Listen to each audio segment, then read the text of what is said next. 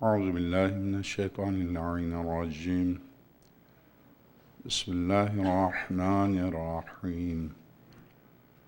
الحمد لله الذي لا يبلغ مدحته القائلون ولا يحصي نعمه العادون ولا يؤدي حقه المجتهدون، الذي لا يدركه بعد الهمم ولا يناله غوث الفتن، الذي ليس لصفته حد محدود ولا نعت موجود ولا أجل ممدود ولا وقت معدود، فطر الخلائق بقدرته ونشر الرياح برحمته ووتد بالصخور ميدان أرضه، ثم الصلاة والسلام على أشرف الأولين والآخرين خاتم النبيين، الذي دنا فتدلى فكان قاب قوسين وأدنى، حبيبنا وحبيب إله رب العالمين أبي القاسم محمد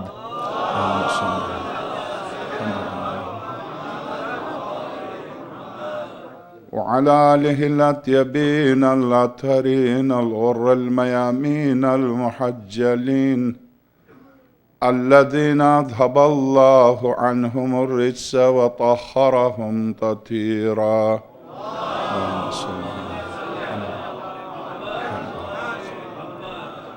واللعنة الدائمة على أعدائهم أجمعين من أول يوم ظلمهم إلى لقاء يوم الدين. وبعد، فقد قال الحكيم في محكم كتابه العظيم ومبرم خطابه الكريم، قوله الحق وهو أصدق القائلين. بسم الله الرحمن الرحيم. الحمد لله رب العالمين الرحمن الرحيم مالك يوم الدين، إياك نعبد وإياك نستعين، اهدنا الصراط المستقيم صراط الذين أنعمت عليهم غير المغضوب عليهم ولا الضالين. صلوات.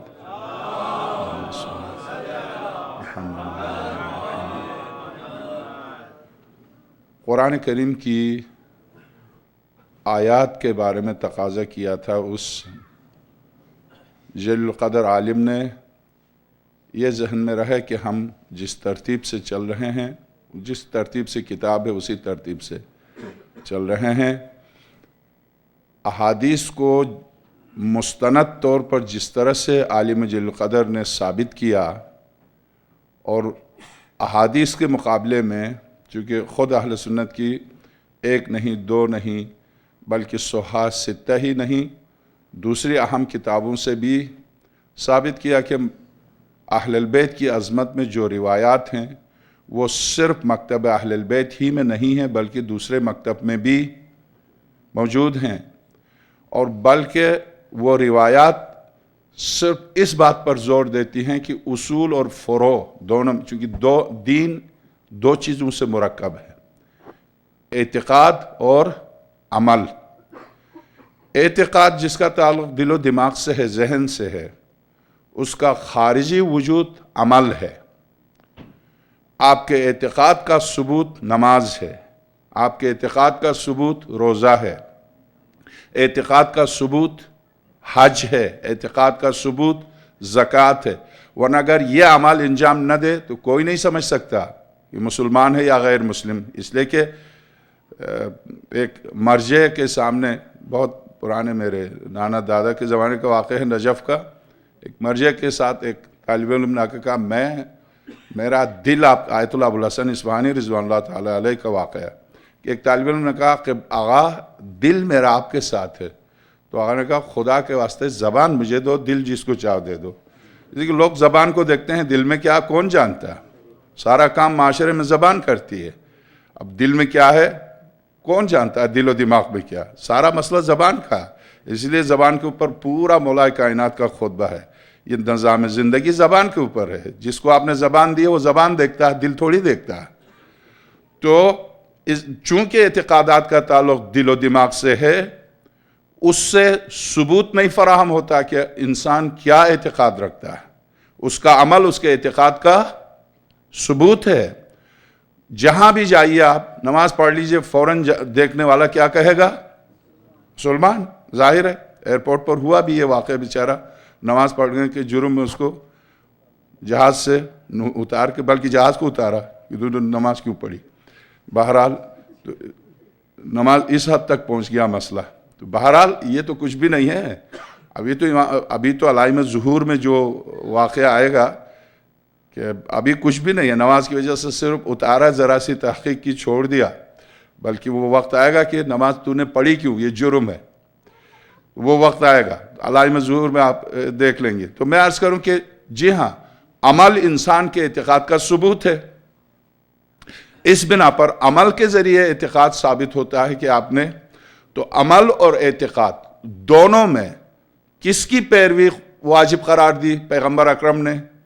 صرف اہل البیت کی، صرف اہل البیت کی، اور کسی کی پیروی کوئی آپ سوائے اس روایت کے جس کو بخاری اور مسلم نے پیش کیا ہے کہ جو یہ کہتی ہے کہ میرے اصحاب ستارے ہیں، جس کی چاہو ان اصحابک النجوم مہما اقتدیتم اہتدیتم، جس کی بھی میرے اصحاب کی مثال ستاروں کی سی ہے، جس کی بھی تم اقتدا کرو ہدایت پا جاؤ گے۔ یہ تو سوال یہ ہے، میں اگر ابو ذر کی اقتدا کرتا ہوں تو عثمان تو رہ جاتے ہیں، کیسے ہدایت پا جاؤں گا؟ اس لیے کہ ابو ذر ادھر جا رہے ہیں، عثمان ادھر جا رہے ہیں، ابو ذر مقتول ہے، عثمان قاتل ہے۔ مسافرت میں جلاوطن کر کے اس صحابی جلیل القدر کو جلاوطنی میں اس کو شہید کیا گیا، شہید ہوا ابو ذر۔ میں عمار یاسر جو 17 سال میں مسلمان ہوا تھا، 17 سال کی عمر میں، بچپنے میں یہ بکریاں چراتا تھا خاتم الانبیاء کے ساتھ، سرور کائنات بھی بکریاں چراتے تھے، اس وقت یہ بھی سرور کونین کے ساتھ بکریاں چراتا، اس وقت سے یہ مسلمان تھا۔ اور اس کی ماں پہلی جیسا کہ کل عرض کیا، پہلی شہید خاتون اسلام میں، اسی کی ماں کا خون اس اسلام کی بنیاد میں سب سے پہلا خون اسی کی والدہ کا ہے، سمیہ اس کی والدہ کا نام تھا۔ اور اس کے والد ہیں جو گھسیٹے جاتے تھے برہنہ کر کے تپتی ہوئی ریگستان پر مکے میں۔ یہ شخص جس نے اس طرح سے اسلام قبول کیا، یہ ادھر جا رہا، عثمان، ابوبکر، عمر ادھر جا رہے ہیں۔ میں عمار یاسر کو مانوں یا بڑھاپے میں جو دین اسلام قبول کیا تھا میں ان کو مانوں؟ مشکل مسئلہ یہ ہے کہ اصحاب کے سلسلے میں یہ کہنا کہ آپ مہما اقتدیتم اہتدیتم غلط ہے، اس لیے کہ خود مودودی نے خلافت و ملوکیت میں اب جب گفتگو آئے گی تو اس پر تفصیل سے گفتگو کی ہے۔ غلط ہے یہ کہ جس کی بھی اتباع کرو، تو ظاہر ہے کہ جب میں عمار یاسر کی اتباع کروں گا تو عثمان بھی رہ جائیں گے، حضرت عمر بھی رہ جائیں گے، حضرت ابوبکر بھی رہ جائیں گے، حضرت عمار اکیلے ہو جائیں گے۔ میں ابو ذر کی اقتداء کروں تو ابو ذر کے جو مخالفین ہیں، جنہوں نے حضرت عمر نے بھی ٹوکا، تم جگہ جگہ روایتیں بیان کرتے ہو، نہیں کرو، کہا میں کروں گا، کہا تم کرو گے، تم جانتے ہو میں کون ہوں؟ ظاہر ہے حضرت ابوبکر نے کہا میں جانتا ہوں تو عمر ہے۔ تو اب یہ صورتحال اصحاب کے درمیان اس قدر حیرت ہے کہ آپ کوئی بھی تاریخ اٹھا کے دیکھیے، کون سا عمل ہے جس پر اصحاب، تیمم پر اصحاب متفق نہیں ہیں۔ عمر سے ایک نے مسئلہ معلوم کیا، مجھے احتلام ہوا، میں کیا کروں؟ کہا نماز نہیں پڑھو۔ پھر عمار یاسر نے، بخاری باب تیمم اٹھا کے دیکھیے گا، باب تیمم بخاری اٹھا کے دیکھیے گا، عمار یاسر نے عمر کو یاد دلایا، عمر تجھے کیا ہو گیا ہے، خامخواہ تو فتویٰ دے، اسی طرح سے خامخواہ فتویٰ دے رہا نماز ترک کرو۔ تم اور میں فلاں جنگ میں جب دونوں کا احتلام ہوا تھا تو تمہیں پتا ہے جب پیغمبر اکرم کے پاس گئے، یا رسول اللہ کیا کریں، تو تمہیں پتا پیغمبر خدا نے تیمم کر کے بتایا تھا اس طرح سے تیمم کرو اور نماز پڑھ لو، یہ تم نے کیوں اس کو کہا نماز ترک کرو؟ ہاں تم نے یاد دلایا، مجھے معاف کرو۔ جسے تیمم کا مسئلہ معلوم نہ ہو، منبر پر خلافت کے وقت آتے ہی کہا میں خواتین کے مہر پر پابندی لگا دوں گا، من مانا مہر رکھتی ہیں، یہ میں نہیں ہونے دوں گا۔ ایک ضعیف العمر خاتون پس پردہ سے چیخنے لگی، تو کون ہے؟ پہلے جا کے قرآن تو پڑھ لے، صحیح مسلم، تو جا کے قرآن تو پڑھ لے۔ قرآن نے خواتین کے مہر کے بارے میں کہا کہ وہ پہاڑ کے برابر بھی رکھیں تو ان کا حق ہے، نہ کرے نکاح، جب کرتے وقت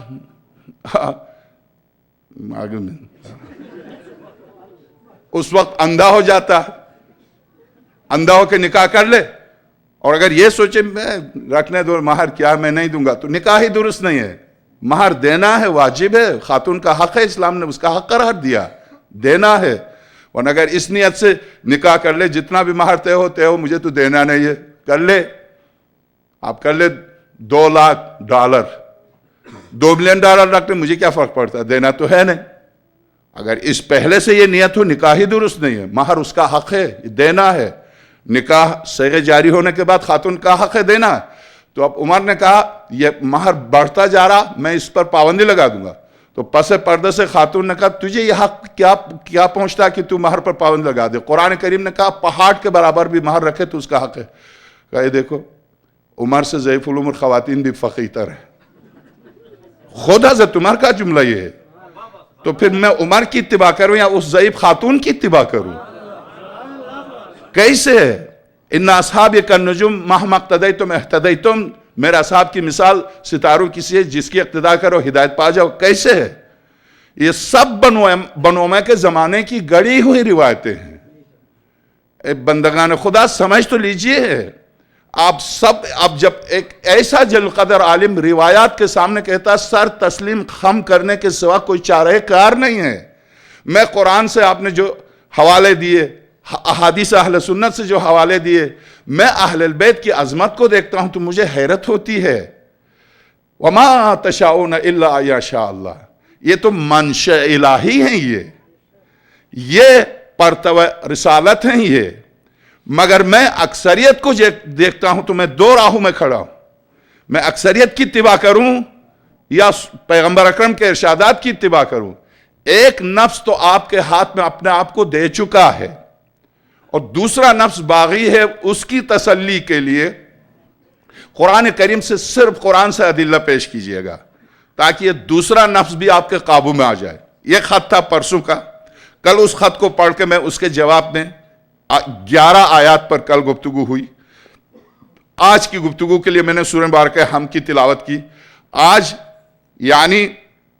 بھی 13 آیتیں میں آپ کی خدمت میں انشاءاللہ پوری کوشش کروں گا پیش کروں، مگر یہ مکتب خالصتاً مکتب اہل البیت واللہ نہ خطابت کا جز ہے کہ جوش خطابت میں ہم کچھ کہہ گئے، نہ یہ جہالت ہے۔ آپ آج تک ابھی تک جو حالانکہ بچپنے سے سنتے ہیں، مگر میری گفتگو اب تک جو سنتے آئے ہیں 2 ٹاپ کے علماء کی گفتگو ہے، میری نہیں ہے، میں تو امانت کے طور پر پڑھ کے سنا رہا ہوں، درست۔ آپ غور کیجئے، ایک روایت میں آپ کی خدمت میں پیش کرتا ہوں، اس کے بعد سوچئے کہ کربلا کیا ہے، کربلا نے کیا کام کیا ہے۔ اس کے بعد بنو امیہ نے جب مٹانے کی کوشش کی تو امام باقر اور امام جعفر الصادق نے کیا کیا ہے۔ یہ صحیح مسلم ہے، صحیح مسلم ہے، انگلش میں بھی ہے، یہ خریدیے نہیں، لائبریری میں جا کے پڑھیے، پیسے ضائع نہیں کیجیے، لائبریری میں جا کے پڑھیے۔ چونکہ اس لیے نہیں کہ آپ خریدیں گے تو آپ ادھر ہو جائیں گے، کبھی ادھر نہیں ہو جائیں گے، بلکہ آپ ادھر کا ادھر کر دیں گے، مجھے یقین ہے ادھر۔ مگر مشکل یہ ہے کہ باطل کی ترویج کے لیے پیسہ خرچ ہو رہا، اس لیے نہیں خریدے۔ ورنہ مطالعہ آپ جتنا چاہیں وسیع مطالعہ کیجئے، اور بلکہ آئیے سوال کیجئے، فون کے ذریعے گفتگو بات میں بیٹھیے، ہم سے سوال کریں۔ مجھے خوشی ہوتی ہے ان جوان اور ان بچوں کو دیکھ کر، جب میں اترتا ہوں آتے ہیں میرے پاس بیٹھتے ہیں۔ میں نے عرض کیا ان سے کہ تم رات بھر بیٹھ کے مجھ سے سوالات کرو، اس لیے کہ صاف بات یہ ہے، صاف ستھری بات یہ ہے، ان مجالس میں تبرک کے عنوان سے ہمیں ہدیہ ملتا ہے، تو ظاہر ہے اس میں ہدیہ شامل ہے۔ میرے ساتھ رات بھر بیٹھ کے جو گفتگو کریں گے وہ ہدیہ نہیں ہے، وہ صرف میری آخرت کا ہے۔ اس میں سمجھتا ہوں کہ میں اگر اس میں آپ کی کچھ خدمت کر سکوں تو شاید وہ میرا اور میرے والدین کا کام آ جائے۔ اس لیے کہ اس میں کوئی ہدیہ نہیں، وہ ہدیہ صرف میری طرف سے ہے، تو وہ صرف ثواب کے لیے، تو اس لیے سوال کرنا آپ کا حق ہے، آپ کر سکتے ہیں۔ میرا فرض ہے کہ ایک طالب علم کی حیثیت سے پوری کوشش کروں کہ آپ کو جواب دوں، اور زمانے نے بہت آسان کر دیا، نجف سے قم سے جوابات لا کے آپ کو پیش کر دوں، میری ذمہ داری ہے۔ تو سوالات میں جھجک یہ نہیں ہے، آپ اس مکتب سے تعلق رکھتے ہیں کہ مولا کائنات سے کھڑے ہو کہ جب چاہے سوال کرے کوئی شخص، مولا کائنات کو غصہ بھی نہیں آتا، جلال بھی نہیں آتا، کیوں؟ علم الہی کو کیوں غصہ آئے؟ کیوں؟ ہاں، اہانت امیر المومنین برداشت نہیں کرتے، سوال کے عنوان سے خارجی جب کھڑے ہو کر اہانت کرتا ہے، وہ خطبۃ البیان جو میں نے سنایا آپ کو، خارجی نے کھڑے ہو کر جب یہ امیر المومنین جب یہ فرمایا کہ میرے بعد بنو عباس ایک ایک بنو امیہ کے بادشاہوں کا نام لے کر، ایک ایک بنو عباس کے، یہاں تک کہ بنو عباس کے بعض بادشاہوں کے بارے میں حضرت نے فرمایا یہ ہم جنس پرست ہیں، ان میں خواتین والی عادتیں ہیں، ایک ایک شخص کا نام لے کے جب گفتگو کی، اور اس کے بعد حضرت نے علائم ظہور پر جب گفتگو کی، رونگٹے کھڑے ہو گئے تھے، لوگ بے ہوش تھے، گویا لوگوں کے سروں پر پرندے بیٹھے ہوئے۔ اس دوران ایک خارجی نے اٹھ کے کہا یہ جو آپ بتا رہے ہیں سورج کی شعاؤں کو مسخر کیا جائے گا، سورج کی شعاؤں کو انسانوں پر استعمال کیا جائے گا، بلڈنگیں میں دیکھ رہا ہوں، بلڈنگیں آسمانوں سے باتیں کر رہی ہیں، شہر کے شہر سمندری جہاز کے نام سے شہر کے شہر نہر ہرمز میں کھڑے ہیں، میں دیکھ رہا ہوں، کیا آپ نے ان سب چیزوں کو دیکھا ہے یا ایسے ہی باتیں کر رہے ہیں مجمع کے بیچ سے؟ یہ خارجی تھا، استہزاء کے طور پر، یعنی حضرت کی اہانت کے طور پر، چونکہ اس سے پہلے اور اس کے بعد مخلص ترین اصحاب ساسا ابن سوہان، اسباق ابن نواتا، کمیل ابن زیاد، ترما ابن عدی، میثمہ عمار، عمار یاسر جو اس میں موجود تھے، یہ سب کے سب سوالات کر چکے ہیں۔ حضرت اطمینان سے ان کو خوشی سے، جب مالک اشتر اور اسباق ابن نباتہ دونوں کھڑے ہو گئے، یا امیر المومنین ہمارے ہوش و حواس اٹھ چکے ہیں، خدا را آپ اس سطح پر آ کے گفتگو کیجئے تاکہ عام و خاص سب سمجھ سکیں، آپ ہمیں آسمانوں پر لے گئے ہیں، ہمیں کچھ نظر نہیں آ رہا۔ تو حضرت نے فرمایا اہلاً و مرحباً، خوش آمدید، یو ویلکم۔ یہاں کی میری قرآت ٹھیک نہیں ہے، اس کے لیے معذرت خواہ ہوں، انگلش قرآت، عربی قرآت نہیں۔ تو حضرت نے فرمایا میں آپ کو ویلکم کرتا ہوں، ضرور۔ اس خطبے کے درمیان کم سے کم 20 دفعہ لوگوں نے اٹھ کے سوال کیا، حضرت نے انتہائی کشادلی سے جواب دیا، اور دینا بھی چاہیے، اور ان کا حق بھی ہے، جو سنتے ہیں ان کا بھی حق ہے کہ وہ سوال کریں۔ مگر جب اس نے استہزاء کے طور پر مذاق اڑانے کے لیے امامت کا اٹھا، تو حضرت نے نظرہ صرف بس اس خطبے کو نقل کس نے کیا؟ محمد ابن جوہری نے، ابوبکر ابن محمد جوہری نے، جو اہل سنت کا عالم دین ہے، اس نے اس خطبے کو نقل کیا۔ وہ لکھتا جب فنظرہ، ایک روایت فرمق رمقتن، غضبناک نگاہ ڈالی، وہ بلند ہوا زمین سے، چیخ کے گرا، لاکھوں کے مجمع مسجد کوفہ کے بیچ میں گرا، جب پلٹ کے دیکھا تو ٹکڑوں میں بکھر چکا تھا۔ مولا کائنات نے کچھ نہیں فرمایا زبان سے، ضرورت نہیں ہے زبان سے، اگر زبان لسان اللہ ہے تو آنکھ بھی تو عین اللہ ہے۔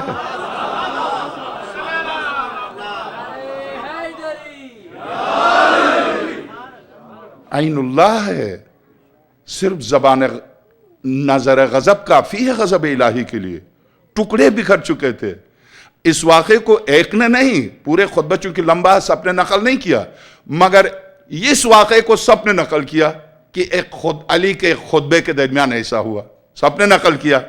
تو اس کا مطلب نگاہ غضبناک نہیں کہا جس کی نماز پڑھا رہے تھے، نہیں کہا مر جا، اگر تم کہے تو میت ہے چلو میں پڑھا دیتا ہوں، تمہیں یہی شوق ہے میں پڑھا دیتا ہوں، اور وہ ہنس رہے ہیں ابھی اٹھے گا ابھی اٹھے گا، کہاں اٹھے گا کہاں اٹھے گا؟ حجت اللہ نے نماز پڑھائی ہے، کیسے اٹھے گا؟ گیا، اب تڑپ کے وہ بیچاری ماں آ گئی، میں کیا کر سکتا ہوں، تمہیں نے تو بھیج دیا تھا بیٹے کو، گیا تو گیا۔ تو اب آپ غور کیجئے، صحیح مسلم ہے یہ، صحیح مسلم پہلی جلد ہے، اگر بغیر اینک کے آپ حضرات دیکھ سکتے ہیں، پہلی جلد ہے پہلی جلد، اور یہ انگلش میں ہے، انگلش میں، یعنی ایک طرف عربی ایک طرف انگلش ہے۔ آپ یہ غور کیجئے کہ چونکہ مکتبہ اہل البیت خالصتاً یہی مکتب اتباع اور اتباع کا مذہب یہی ہے، اس کے علاوہ کوئی مکتب ہو ہی نہیں سکتا۔ دلیل یہ لیجئے، دین خاتم الانبیاء، اس میں کوئی شک نہیں ہے۔ یہ لیجئے گا، باب 88 ثابت نے یہ روایت نقل کی ہے، باب بیان ان من مات علی الکفر فہو فی النار، اس باب میں کہ جو شخص کفر کی حالت میں مرے وہ جہنم میں، یہ باب ہے، فہو فی النار، ولا تنالہ شفاعۃ، وہ اسے شفاعت بھی حاصل نہیں ہوگی، ولا تنفعہ قرابۃ المقربین، مقربین بارگاہ الہی کی قرابت اور رشتہ داری بھی انہیں کوئی فائدہ نہیں پہنچائے گی۔ حدثنا ابو بکر ابن ابی شیبہ حدثنا عفان حدثنا حماد ابن سلمہ حدثنا ثابت عن انس ابن مالک سے، ان رجلاً، ایک مرد، قال، ایک مرد نے پیغمبر خدا سے کہا، یا رسول اللہ این ابی، اے پیغمبر خدا میرے باپ کہاں ہیں اس وقت؟ قال فی النار، حضرت نے فرمایا جہنم میں، جہنم میں۔ اب خیر تو وہ اب کیا کرتا، سر جھکا کے چلا گیا، تو مجھے اس سے کوئی غرض نہیں، یقیناً وہ جہنم میں ہوگا، چلا جائے جہنم، میں کیا کر سکتا ہوں؟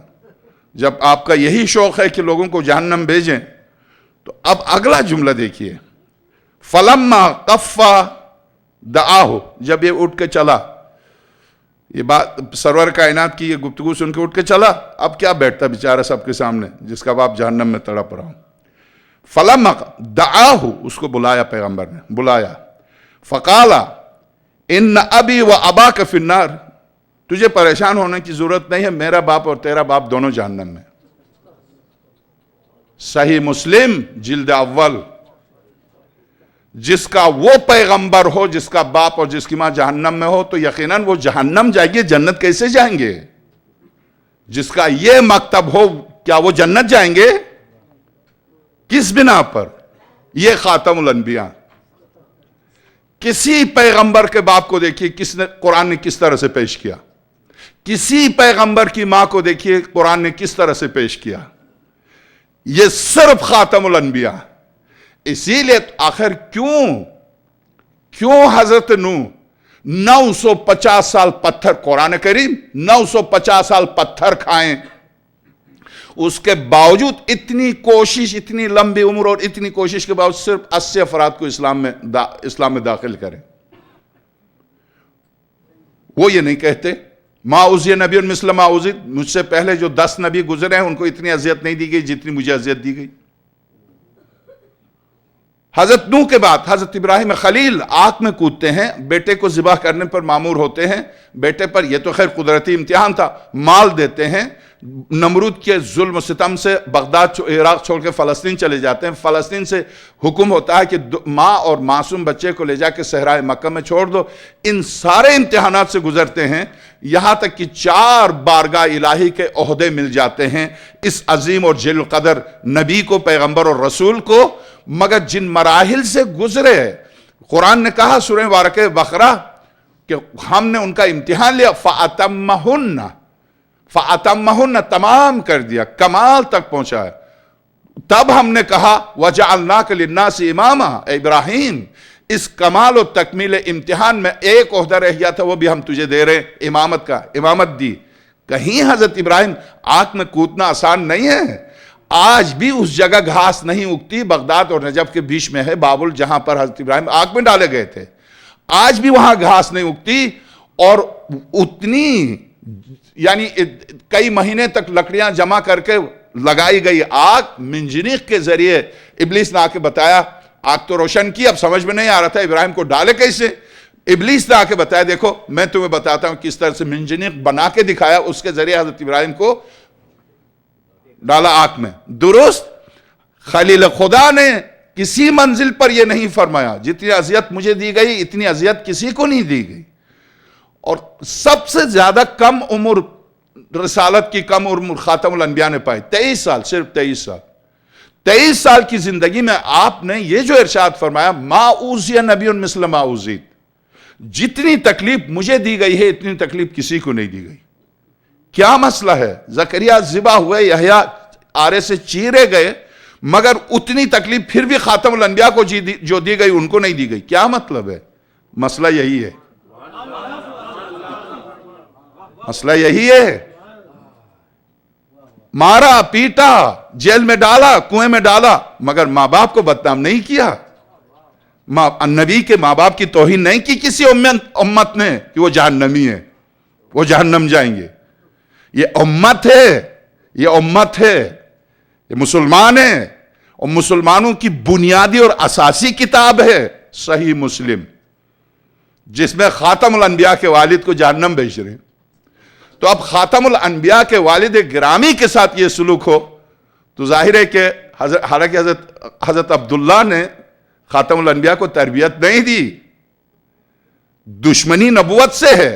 بس ایک نقطے پر توجہ دیں، دشمنی نبوت سے تھی بنو امیہ کو. خاتم الانبیاء کو حضرت عبداللہ نے تربیت نہیں دی، مگر پھر بھی والد تھے تو ان کو نہیں چھوڑا. تو جس کی گود میں پلے، جس کے بیٹوں نے قربانی دے کے بچایا، اس کو کیوں چھوڑیں گے؟ اس کو کیوں چھوڑیں گے؟ اس کے ایک ایک زندگی کے پہلو کو بدنام کریں گے. تو اب آپ یہ مسئلہ ہے حضرت ابو طالب کا، یہی مسئلہ حضرت ابو طالب کا. اسی لیے میں خطبہ جمعہ میں بھی عرض کیا، اسی لیے جو جانتے ہیں، جو تاریخ سے واقف ہیں، اس روایت کو پیروں کے نیچے رگڑتے ہیں. آپ کوثر نیازی کی گفتگو کو سنیے گا کہ جس جنت میں ابو طالب نہیں جائے گا اس میں میں نہیں جاؤں گا. خیر تو جائے گا نہیں جائے گا مجھے نہیں پتا، ابو طالب جنت کا سردار ہے وہ. تو بہرحال کوثر نیازی کی پوری تقریر ہے. اسی طرح سے ڈاکٹر طاہر القادری کو دیکھیے گا حضرت ابو طالب کے سلسلے میں. حضرت ابو طالب کے سلسلے میں خود دنیا عرب کے بدترین وہابی گئے گزرے، جن کے بارے میں نے عرض کیا کہ اس لیے نہیں کہ وہ مجھے مسلمان نہیں مانتے تو میں نہیں مانتا، نہیں، میں اس لیے مسلمان نہیں مانتا کہ وہ خاتم الانبیاء کو نہیں مانتے، سرور کائنات کو اس طرح سے مانتے. تو اس طرح سے ماننے سے نہ ماننا بہتر ہے. بقول اس ہندو شاعر کے، اے حسین ہندوستان آ جاتا. ہم گائے کی پوجا نہیں کرتے، تیری پوجا کرتے، تو ہندوستان آ جاتا.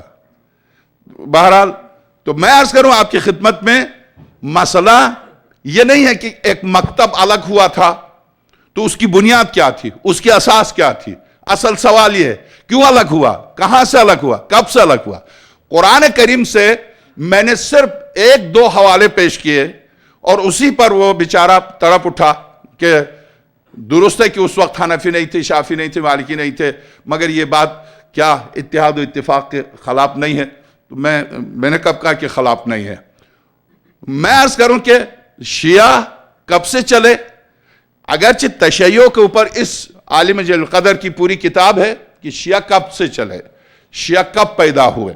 حضرت آیت اللہ شرف الدین موسوی کی پوری کتاب ہے شیعہ کی تاریخ تشیع. مگر آپ قرآن کریم سے صرف 3-4 آیتوں سے آپ استفادہ کر سکتے ہیں کہ شیعہ کب سے چلے.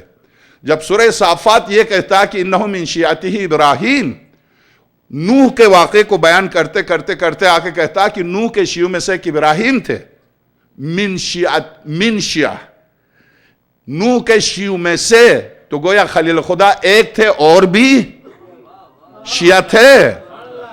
چونکہ من تبعیض کے لیے، بعض کے لیے، ان شیعوں میں سے ایک ابراہیم تھے. تو شیعہ پہلا اولو العزم صاحب شریعت نبی کون ہے؟ نوح. تو جب سے کمپلیٹ شریعت آئی ہے اس وقت سے شیعہ ہیں.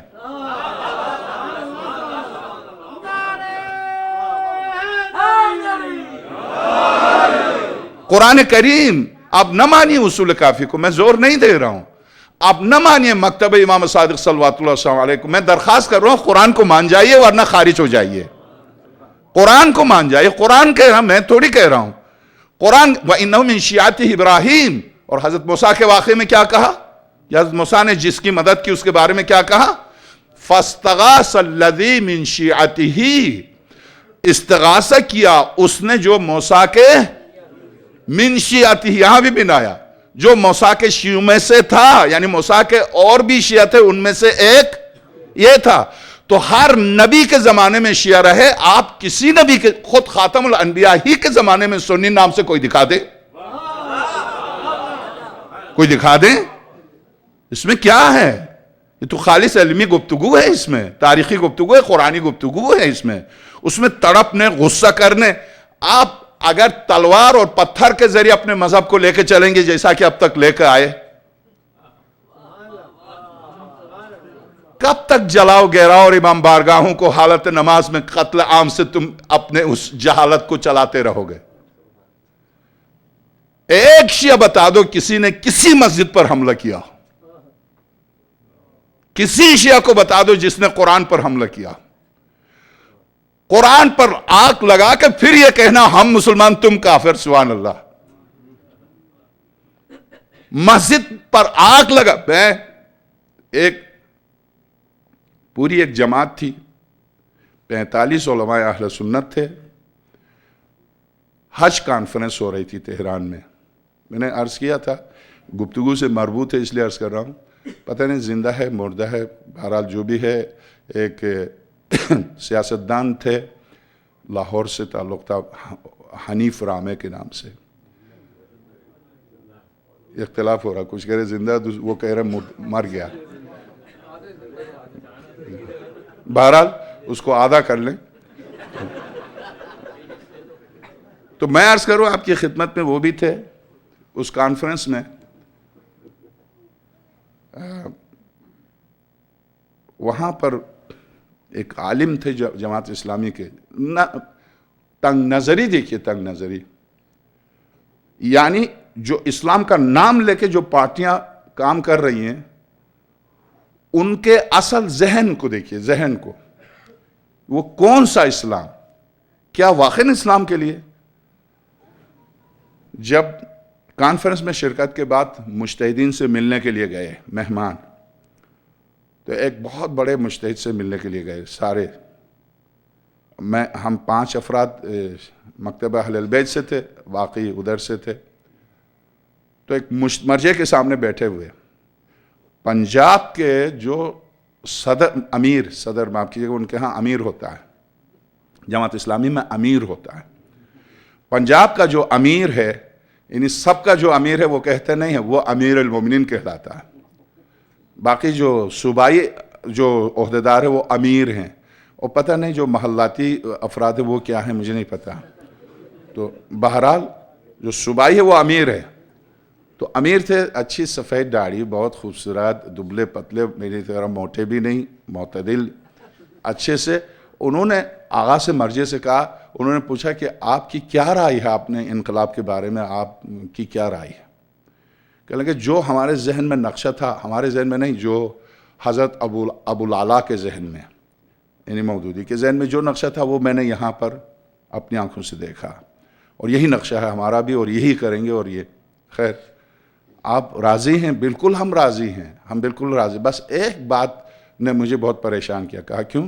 پورے تہران میں ایک سنی مسجد نہیں ہے، واللہ جھوٹ بولنے والے پر ظاہر ہے خدا اور رسول اور صادقین پر گفتگو ہو رہی، تو میں کوئی دماغ خراب ہے جو میں اس منبر سے، اس مقدس مقام سے، ویسے بھی میں نماز پڑھاتا ہوں، واللہ باللہ اس اتنا بڑا عالم، پڑھا لکھا، عربی میں گفتگو کر رہا تھا، اچھی خاصی عربی آ رہی تھی، اس نے کہا میں پورے تہران میں نے ایک سنی مسجد نہیں دیکھی، تو آغا نے کہا کہ ایک دفعہ پھر کہیے گا، میں سمجھا نہیں، کہنے لگا سنی مسجد نہیں ہے، انہوں نے تیسری دفعہ کہا ایک دفعہ پھر دہرائیے گا، میں ابھی بھی نہیں سمجھ پا رہا ہوں، مجھے معاف کیجیے گا، تو یہ حیرت زدہ ہوئے، ذرا زور سے وہ یہ سمجھے کہ ساتھ کان بھاری ہیں، ذرا زور سے کہنے لگے نہیں زور سے نہیں، میں کان ایسا نہیں ہے، میرے کان صحیح کام کر رہے ہیں، مگر آپ نے کیا کہا؟ کہا سنی مسجد نہیں ہے، اس پوری کائنات میں کوئی شیعہ مسجد دکھائیے، مسجد تو صرف خدا کی ہوتی ہے، قرآن کریم نے مسجد کے بارے میں کہا ان المساجد للہ، مسجد صرف اللہ کی ہوتی ہے. وہ آپ جیسے عالم نے ایک عمارت کو بھی سنی شیعہ بنا دیا تو اس ملک میں کیا ہوگا؟ یہ آقا نے کہا ساری دنیا سنی کو لے کے آئیے، کوئی شیعہ آگے بڑھ کے کہا کہ یہ نماز نہیں پڑھو، میں اس کو ختم کر دوں گا، اس لیے کہ قرآن کہتا مساجد میں ذکر خدا سے نہیں روکو. کون ہے جو کسی سنی کو مسجد میں نماز پڑھنے سے روکے؟ مسجد صرف مسجد خدا کے لیے ہے، وہ شیعہ نہیں، وہ سنی نہیں ہے. آپ عالم ہیں، اب ندامت سے پسینہ جیسے میرے آ رہا، پسینہ آ رہا اور پسینہ صاف کریں، کہہ رہے معاف کیجئے گا. آپ اس ذہن سے کیا اسلام کا کام کریں گے؟ کیا اسلام کو آگے لے کے چلیں گے؟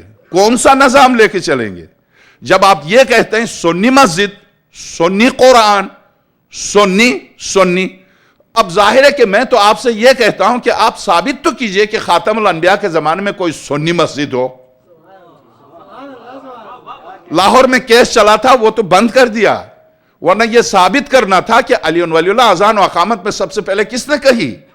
سب سے پہلے جس شخص نے اذان و اقامت میں علی ولی اللہ کہا وہ صحابی ہے جس کے سامنے سارے صحابہ بے بس. سلمان فارسی تھے، ابو ذر غفاری تھے، پیغمبر کی زندگی میں یہ جملہ تھا.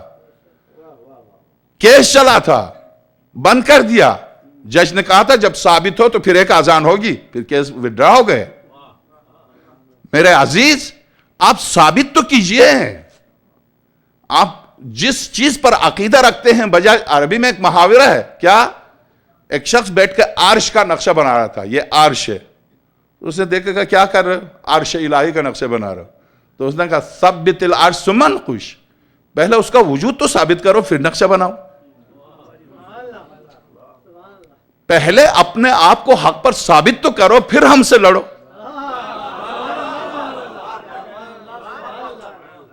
پھر گفتگو کریں آپ، اور پھر آپ ویسے. اب چونکہ قرآن کریم سے انہوں نے دلائل مانگے تو 11 آیتیں پیش کی.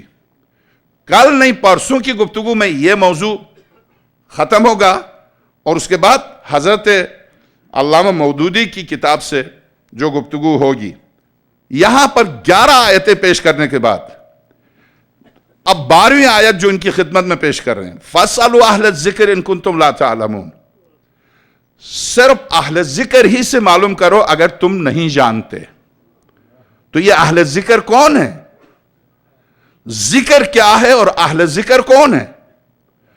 یاد رکھیے، اگر ذکر سے مراد قرآن ہے، جیسا کہ نحن نزلنا الذکر وَإِنَّا لَهُ لَحَافِظُونَ، ہم نے اس ذکر کو نازل کیا ہے اور ہم ہی اس کی حفاظت کرنے والے ہیں. قرآن کریم یہاں بھی اور اس آیت میں بھی ذکر سے مراد، سارے مکتبہ اہل سنت کے علماء نے ذکر سے مراد قرآن کو لیا ہے. فَاسْأَلُوا أَهْلَ الذِّكْرِ، صاحبان ذکر سے سوال کرو، ان کنتم لا تعلمون، اگر تم نہیں جانتے. تو ذکر قرآن، صاحبان ذکر کون؟ یعنی صاحبان قرآن. صاحبان قرآن کون؟ نحن نزلنا الذکر، ہم نے ذکر کو نازل کیا. وَإِنَّا لَهُ لَحَافِظُونَ، ہم ہی اس کی حفاظت کرنے والے ہیں. تو اگر اس ذکر سے مراد قرآن ہے بقول آپ کے، تو کیا قرآن کریم کو شروع سے لیجئے، بقول آپ کے، ہمارے نہیں. ہمارا قرآن کبھی نہ بکری کھا سکتی ہے نہ بکرا کھا سکتا ہے. قرآن قرآن ہے، قرآن کو حیوان نہیں کھا سکتا. بے شک انسان درندے کوشش کی اس کو پھاڑنے کی، پھینکنے کی، اور کر رہے ہیں، آج بھی جلا رہے ہیں. مگر ذکر سے مراد کیا ہے؟ اگر ذکر جس کی حفاظت کی ذمہ داری خدا نے اپنے ذمہ لی ہے، تو صفین میں جب نو کے نیزے پر قرآن چڑھایا جا رہا تھا تو خدا کہاں تھا؟ جب ام المومنین کی بکری کھا رہی تھی تو خدا کہاں تھا؟ جب یہودی جب عربوں کی جنگ میں قرآن جلا رہے تھے تو خدا کہاں تھا؟ جب ہندوستان میں قرآن جلایا گیا ہندوؤں نے مسلمانوں کے جھگڑے میں، خدا کہاں تھا؟ ذکر سے مراد اگر یہی ہے اور خدا نے یہ ذمہ داری لی ہے کہ وہ اپنے ذکر کی حفاظت کرے گا، تو یاد رکھیے ہمیشہ فصاحت و بلاغت کا تقاضا یہ ہے کہ گفتگو کرتے کرتے کبھی مضاف کو حذف کیا جاتا ہے، مضاف الیہ کو رہنے دیا جاتا ہے، اور کبھی کبھی مضاف الیہ باقی رہتا ہے، مضاف کو حذف کیا جاتا ہے۔ یہ ایک فصاحت و بلاغت کا مسئلہ ہے، اس پر میں نہیں آپ کو لے کے چل سکتا ہوں، مجھے معاف کر دیجئے گا۔ یہاں ذکر سے مراد اہل ذکر ہیں۔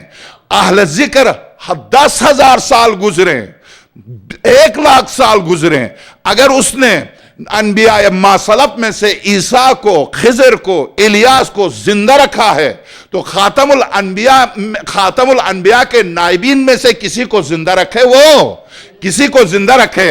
ذکر کی حفاظت سے مراد صاحب ذکر ہے، صاحب قرآن ہے، جو ابھی بھی زندہ ہے، ابھی بھی موجود ہے۔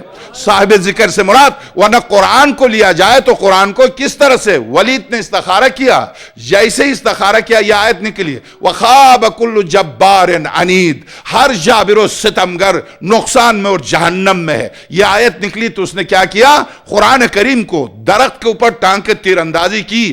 مجھے جبار عنید کہہ کے قرآن تو ڈراتا ہے، اور اس کا اشعار دیکھیے تیر اندازی کرتے ہوئے کہتا ہے جب قیامت کے دن تو جائے گا، مجھے پتا ہے قرآن کریم میں خود یہ آیت ہے کہ جب تو شکایت کرے گا تو جہاں سب کی شکایت کرے گا وہاں ولید کے نام سے میری بھی شکایت کر دینا خدا کی بارگاہ میں دیکھتا ہوں تیرا خدا کیا کرتا ہے۔ یہ کہہ کر قرآن کریم کو درخت پر لٹکا کے ولید نے تیر اندازی کی۔ اسی قرآن کریم پر خدا نے کیوں نہیں حفاظت کی؟ یاد رکھیے یہاں ذکر سے مراد صاحب ذکر ہے۔ جس طرح سے اہل ذکر کہا وہی اہل ذکر ہے، وہاں بھی قرآن نے کہا اہل ذکر سے معلوم کرو اگر تمہیں نہیں معلوم ہے۔ تو یہ اہل ذکر کون ہے؟ اگر اہل ذکر سے مراد آپ صحابہ لیں گے، جن میں سب سے بڑے عالم جس کو آپ تسلیم کرتے ہیں کون ہے؟ نہیں، ابو ہریرہ بیچارہ مزدور تھا حضرت عمر کا، بعد میں بنو امیہ کی مزدوری کی اس نے۔ یہ سب سے بڑا عالم حضرت عمر ہے۔ جی ہاں، روایت ہے بخاری میں کہ غلطی سے جبریل امین پیغمبر خدا کے پاس گئے، وہی ان کے پاس آنی چاہیے تھی۔ پیغمبر خدا نے فرمایا میرے بعد کوئی نبی ہوتا تو عمر ہوتا، ضرور ہوتا، کیوں نہ ہوتا؟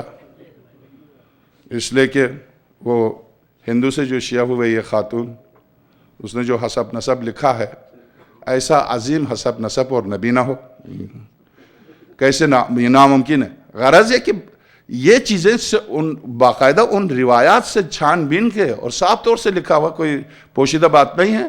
تو خیر بہرحال نبی کون ہوتا؟ ابھی میں نے عرض کیا کہ علمی طور پر، چلیے ان ساری باتوں کو چھوڑیے، علمی طور پر تیمم کا مسئلہ نہیں پتا، وضو کی حد بندی نہیں پتا، حدود الہی کا جریان نہیں پتا، اور نماز کے سلسلے میں نہیں پتا۔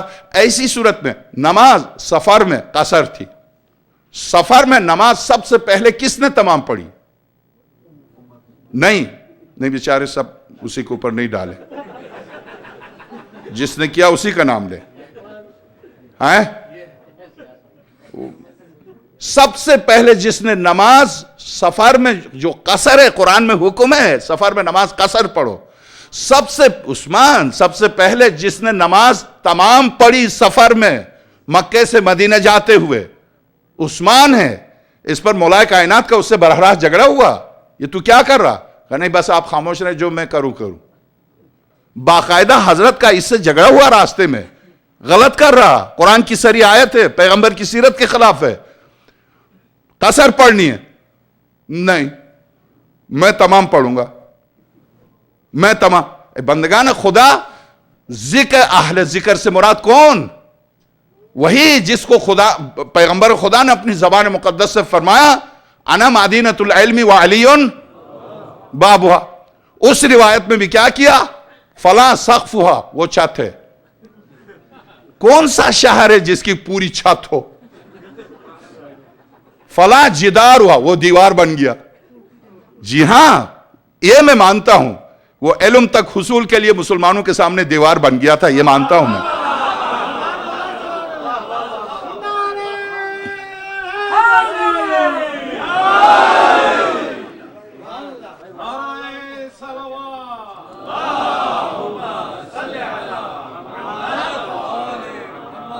خدا کی قسم شہزادی جو علم الہی کی جھلک، نور انوار الہی کی منزل زہرا، بخدا علم الہی کا پرتو والی، اگر یہ دیوار بن کے اس دروازے سے مسلمانوں کو نہ روکتا تو آج دنیا میں علم کے دریا بہتے۔ اس بات کو میں مانتا ہوں کہ واقعی یہ دیوار بن گیا، یہ دیوار بن گیا، یہ دیوار تھا، مگر اس بات کو ماننے سے میں قاصر ہوں کہ کسی شہر کی چھت ہوتی نہیں، دیواریں ہوتی تھی۔ دیکھیے آخر شہروں نے دیوار بنائی کئی میل کی، چائنا میں کئی میل کی دیوار ہوتی ہے، مگر کئی میلوں تک کوئی چھت آپ نے دیکھی نہیں، اب تک نہیں دیکھی ہے۔ تو چھت نہیں ہوتی ہے، زبردستی اس روایت میں چھت بھی بنا دیا، اور پھر چھت میں روشن دان بھی بنا دیا۔ سبحان اللہ، وہ روایت عجیب ہے، وہ تو خیر بعد کے اشرے میں انشاءاللہ اس پر آپ کو لطف آئے گا، اس لیے کہ آپ اس میں نہیں بھی آنا چاہیں گے تو بھی آنا پڑے گا۔ بہرحال صلوات بھیجیے گا۔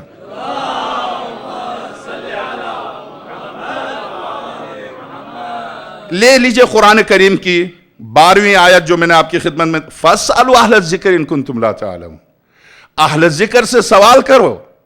اہل ذکر قرآن کریم میں سارے مسلمانوں کو، ساری، یہاں مسلمان بھی نہیں ہے، یہاں مومن بھی نہیں ہے، ساری کائنات انسانیت سے کہہ رہا قرآن کہ اے انسانوں، اگر کوئی بھی چیز تمہیں نہیں آتی ہے صاحبان ذکر سے سوال کرو۔ تو یہ وہی ہو سکتا ہے جو منبر پر جا کر کہہ دے فَاسْأَلُونِي، جو چاہو مجھ سے پوچھ لو، یہ وہی ہو سکتا ہے۔ کیسے ہو سکتا ہے جسے تیمم کا نہیں پتا؟ کیسے ہو سکتا ہے جسے نماز قصر کا نہیں پتا؟ کیسے ہو سکتا ہے جسے خواتین کے مہر کا نہیں پتا؟ یہ وہی ہو سکتا ہے جو منبر پر جا کے کہہ دے انی عالم طرق السماوات والارض، میں ہی جانتا ہوں زمین و آسمان کے راستے، میں زمین سے زیادہ آسمان کے راستوں سے واقف ہوں۔ یہ حضرت کا یہ جملہ ابن ابی الحدید نے نقل کیا، جو معتزلی ہے، سنی ہے، میں آسمان کے راستوں سے زیادہ واقف ہوں بنسبت زمین کے۔ مان جاؤ یہ آسمان سے آیت ہے، میں آسمان کے راستوں سے زیادہ واقف ہوں۔ آپ آیت الکرسی کی تفسیر اٹھا کے دیکھیے، حضرت نے فرمایا یہ ستارے مدائن ان کا مدائنکم، آیت الکرسی کی تفسیر میں آقا امیر المومنین فرماتے ہیں یہ جو ستارے تمہیں چمکتے ہوئے نظر آتے ہیں چھوٹے سے نہیں ہیں، یہ شہر ہیں، آباد شہر ہیں۔ مدائن ان کا مدائنکم، تمہاری زمین کے شہروں کی طرح یہ شہر ہیں۔ اے کاش وہ شخص جس نے اٹھ کے یہ سوال کہ میرے سر کے بال کتنے، اگر کچھ افراد پیدا ہوتے رات کو نکل کے مولائے کائنات کنویں میں سر لے جا کے روتے تھے، میں کس کو دوں علی کے سینے کا علم، میں کس کے سپرد کروں؟ یہ جملے سن کر میں سمت عمار پیچھے پیچھے تڑپ کے روتا تھا۔ جتنا اس نے سیکھا وہ بھی عجیب تھا۔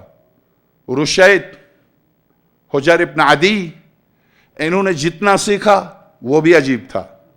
بہرحال فَاسْأَلُوا أَهْلَ الذِّكْرِ إِن كُنتُمْ لَا تَعْلَمُونَ، اس کی تفسیر دیکھیے، یہ کس کے شان میں ہے، کس کے بارے میں ہے؟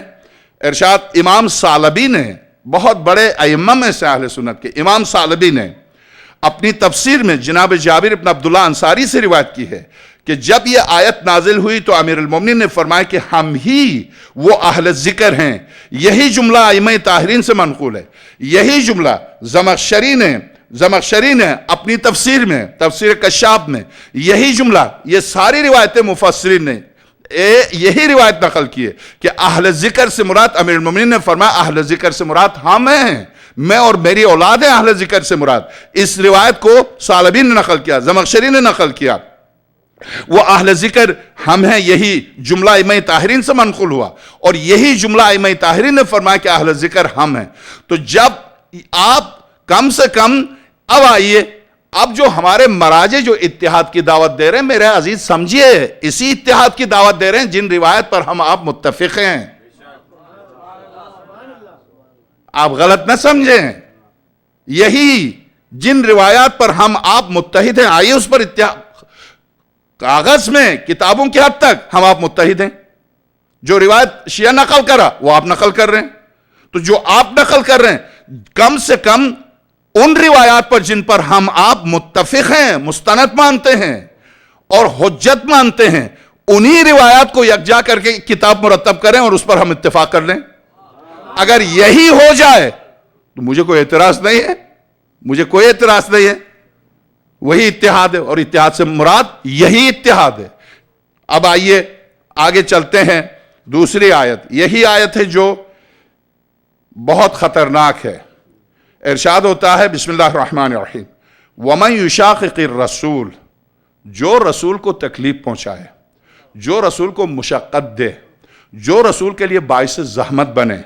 وَمَن يُشَاقِقِ الرَّسُولِ مِن بَعْدِ مَا تَبَيَّنَ لَهُ الْهُدَى، ہدایت واضح ہونے کے بعد، ہدایت واضح ہونے کے بعد جو رسول کو، ابو جہل جو تکلیف دے رہا، ہدایت اس کے لیے واضح نہیں ہے. ابو سفیان، ہدایت اس کے لیے واضح نہیں ہے. جنہوں نے کلمہ پڑھ لیا، ہدایت واضح تھی اس لیے پڑھ لیا. جنہوں نے کہا اشہد ان محمد رسول اللہ صلی اللہ علیہ وآلہ وسلم، ان کے سامنے سرور کائنات کی نبوت ثابت ہو چکی تھی، تبھی انہوں نے سرور کائنات کا کلمہ پڑھ لیا. تو اب کلمہ پڑھ کر رسالت کو قبول کرنے کے بعد پھر جو باعث مشقت بنے رسالت کے لیے، پھر جو باعث تکلیف بنے رسالت کے لیے، قرآن کریم، کوئی روایت نہیں، قرآن کریم. وَمَن يُشَاقِقِ الرَّسُولِ مِن بَعْدِ مَا تَبَيَّنَ لَهُ الْهُدَى، ہدایت بالکل تبین یعنی واضح اور ثابت ہونے کے بعد بھی رسول پر کو تکلیف دے، مشقت میں ڈالے. وَيَتَّبِعْ غَيْرَ سَبِيلِ الْمُؤْمِنِينَ، اور مومنین کی راہ کو چھوڑ کے غیر مومنین کی راہ، یہاں پر رسول کی اتباع نہیں کہا. وَيَتَّبِعْ غَيْرَ سَبِيلِ الْمُؤْمِنِينَ، مومنین کی راہ کو چھوڑ کے غیر مومنین کی راہ کو اختیار کرے، اتباع کرے. غیر سبیل نُوَلِّهِ مَا تَوَلَّى، جدھر وہ رخ کر کے مڑا تھا ہم ادھر ہی کو موڑ دیں گے. وَنُسْلِيهِ جَهَنَّمْ، اور ہم اسے منہ کے بل جہنم میں ڈال دیں گے. کون ہے یہ؟ کون ہے؟ اب اس سلسلے میں دیکھیے، جو شخص ہدایت کا راستہ واضح ہو جانے کے بعد رسول کی مخالفت کرے گا اور مومنین کا راستہ چھوڑ کر، مومنین کا راستہ چھوڑ کر، مومنین کا راستہ چھوڑ کر دوسری راہ چلے گا، ہم اس کو اس کی روگردانی کا مزہ چکھائیں گے، جہنم میں ڈال دیں گے. اب آئیے، ابن مردویہ اہل سنت کے بہت بڑے جل قدر عالم نے اس آیت کی تفسیر میں لکھا ہے کہ مشاقہ سے مراد مخالفت رسول، مشاقہ اور مخالفت سے مراد یہاں علی کی شان میں اختلاف کرنا ہے. سنی عالم دین ہے، یہاں رسول کو تکلیف پہنچانے سے اس آیت میں سنی عالم دین لکھ رہا یہاں پر رسول کو تکلیف پہنچانے سے مراد علی کی شان میں گستاخی کرنا ہے، باوجود نص قرآن اور نص رسول کے، باوجود علی کی ولایت ثابت ہونے کے. ارشاد علی کی شان میں اختلاف کرنا ہے. وَمِن بَعْدِ مَا تَبَيَّنَ لَهُ الْهُدَى میں ہدا کا جو لفظ ہے اس سے مراد شان علی ہے. یعنی میں عبارت پڑھ دوں، اس جل قدر عالم کی عبارت ہی پڑھ دوں، یعنی امیر المومنین کی شان و جلالت واضح ہونے کے بعد جو اس میں چون و چرا کرے. اور عیاشی نے بھی اپنی تفسیر میں اسی مضمون کی حدیث درج کی ہے. ائمہ طاہرین سے بھی بکثرت صحیح اور متواتر حدیثیں مروی ہیں اسی مضمون پر، جو بتاتی ہیں کہ سبیل مومنین سے مراد انہی ائمہ طاہرین کا مسلک ہے. جب ایک بڑا عالم، ایک جل قدر عالم اس حدیث کو مانتا ہے، یہاں مشقت، رسول کو مشقت دینے سے مراد علی کی شان میں گستاخی کرنا، علی کی شان واضح ہونے کے بعد علی کی جلالت سے منحرف ہونا، علی کو اس شان کے مطابق نہ ماننا جو شان خدا اور رسول کے نزدیک ہے، یہ ہے مشقت، رسول کو تکلیف دینا. کیا اس آیت سے آپ واقف نہیں ہیں؟ یعنی خط کا جواب ہے اس کی روگردانی. کیا اہل بیت ہی وہ ہادی نہیں جن کے متعلق فرمایا انما انت منذر ولکل قوم ہاد؟ یہ 14ویں آیت ارشاد ہوتا ہے اے پیغمبر تمہارا کام ڈرانا ہے، ہر قوم کے لیے ایک ہادی ہم نے بنایا. یہ ڈرانے والے کے علاوہ ہادی کون ہے؟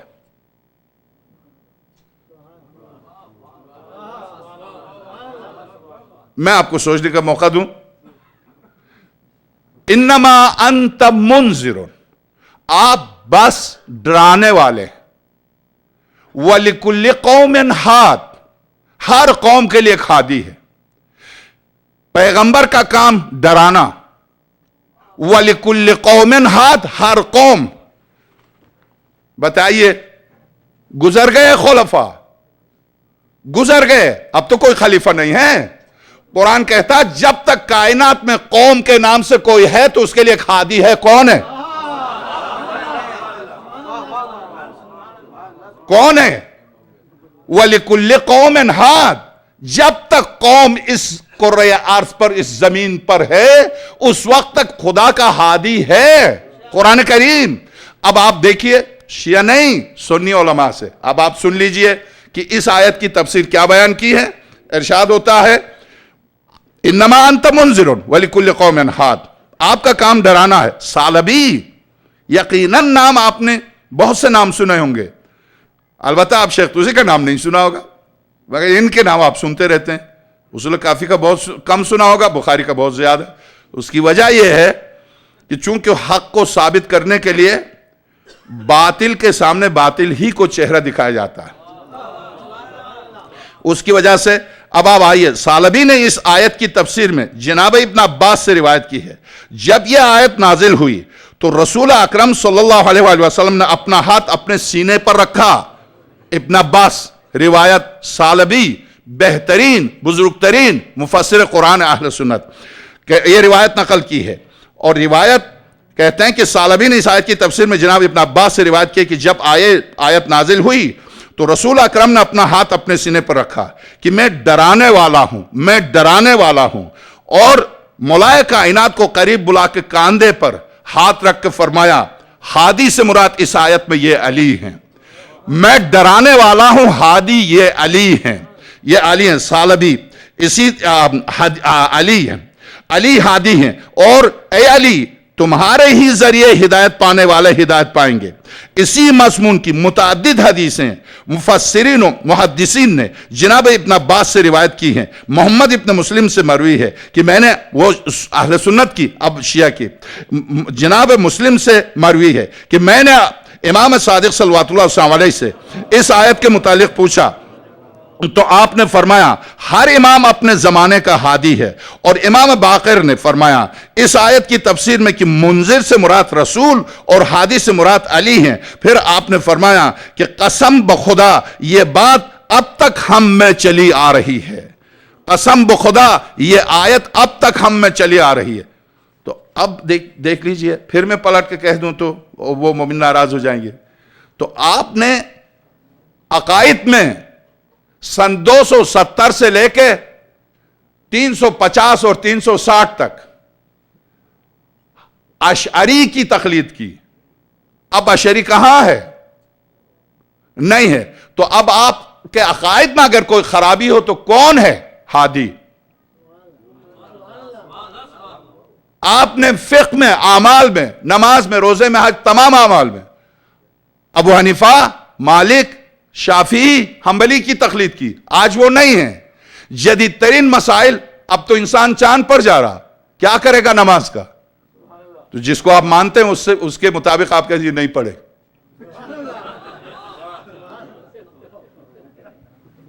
نماز تو کسی جان کندنی کی حالت تک ترک نہیں ہے. جان کندنی والے پر نماز فرض ہے، جان کندنی والے پر. کیفیت نماز میں فرق ہے، صرف کیفیت میں فرق ہے. کھڑا ہو کے نہیں پڑھ سکتا، بیٹھ کے پڑھے. بیٹھ کے نہیں پڑھ سکتا، لیٹ کے پڑھے. لیٹ کے بھی سیدھے لیٹ کے نہیں پڑھ سکتا، جس پہلو پر لیٹ سکتا لیٹ کے پڑھے.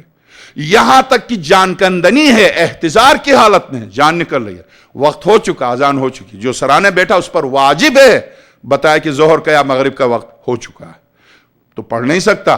ہاتھ اٹھائے، صرف نیت کرے قیام میں ہوں، نیت کرے رکوع میں ہوں، نیت کرے سجدے میں، صرف نیت کرتا جائے، انگلی سے اشارہ کرتا جائے. یہ جان کندنی والے کی نماز ہے. نماز تو کسی لمحے بالغ ہونے سے مرتا کسی حالت میں معاف نہیں ہے. کیسے کہہ دیا نہیں پڑھو؟ کیونکہ تیمم کا مسئلہ نہیں معلوم تھا، کہا نہیں پڑھو. تو اب چاند پر جا رہا، کس طرف رک کر کے نماز پڑھے؟ قبلہ نیچے رہ گیا، کیسے نماز پڑھے؟ کس کی تقلید کریں گے آپ؟ کس سے پوچھیں گے؟ مالک کی قبر پر؟ کس سے پوچھیں گے آپ؟ یہ اب آپ بہرحال اب آگے چلیے. ارشاد ہوتا ہے وَلِكُلِّ قَوْمٍ ہاتھ سے مراد ہم ہیں. اے رسول تم ڈرانے والے ہو اور ہر قوم کے لیے کھا دیے. اور کیا اہل البیت ہی وہ لوگ نہیں جن پر خدا نے اپنی نعمتیں نازل کی اور جن کے متعلق خداوند عالم نے سورہ فاتحہ میں ارشاد فرمایا. اس آیت پر میں اب آپ کے نعروں کی منزل آ گئی ہے، مگر تقریباً مجلس کا مسئلہ بھی ختم ہو رہا ہے.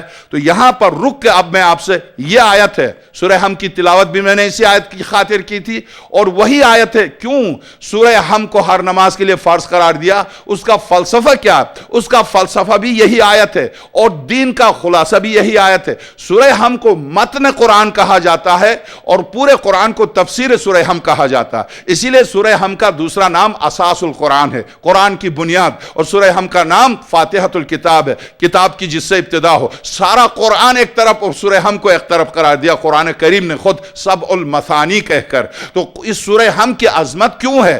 کیوں ایسا ہے کہ اس کی جگہ پر تو کوئی سورہ نہیں لے سکتی ہے جبکہ دوسروں سورتوں کی جگہ سورہ حم لے سکتا ہے؟ ایسا کیوں ہے؟